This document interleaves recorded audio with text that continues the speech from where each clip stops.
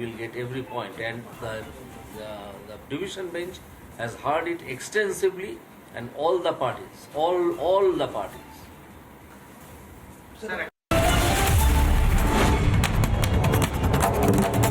এই মুহূর্তের সব থেকে বড় হিন্ট দিয়ে দিই, আজকের দ্বিতীয় দফার লোকসভা নির্বাচনের আগে আজকে রাজ্যে আসছেন কেন্দ্রীয় স্বরাষ্ট্রমন্ত্রী অমিত শাহ। রায়গঞ্জে এবং করণদিঘিতে তিনি সভা করবেন, বিজেপি প্রার্থী যারা রয়েছে তাদের সমর্থনে সভা করবেন। এই মুহূর্তে আমি রয়েছি দমদম চত্বরে। আজকের হনুমান জয়ন্তীর পুজো চলছে, হনুমান জয়ন্তীর দমদম হনুমান মন্দিরে।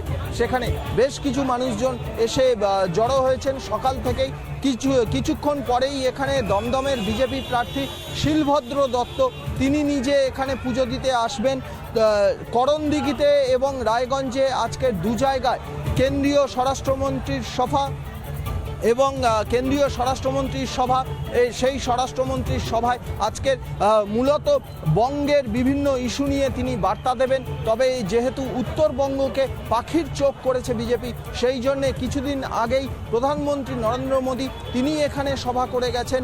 আবার ফের ওই উত্তরবঙ্গেই আসছেন কেন্দ্রীয় স্বরাষ্ট্রমন্ত্রী অমিত শাহ।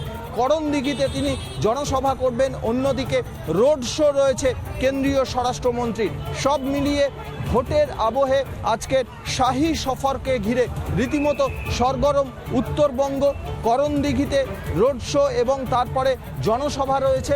সব মিলিয়ে আজকের ভোটের আবহে দ্বিতীয় দফা লোকসভা নির্বাচনের আগে উত্তরবঙ্গে এই অমিত শাহের সভাকে ঘিরে রীতিমতো সাজো রব শুরু হয়েছে। সেখানে সাধারণ ব্যক্তি থেকে শুরু করে সাধারণ মানুষ এবং বিজেপি কর্মী সমর্থক তাদের মধ্যে একটা উৎসাহ উদ্দীপনা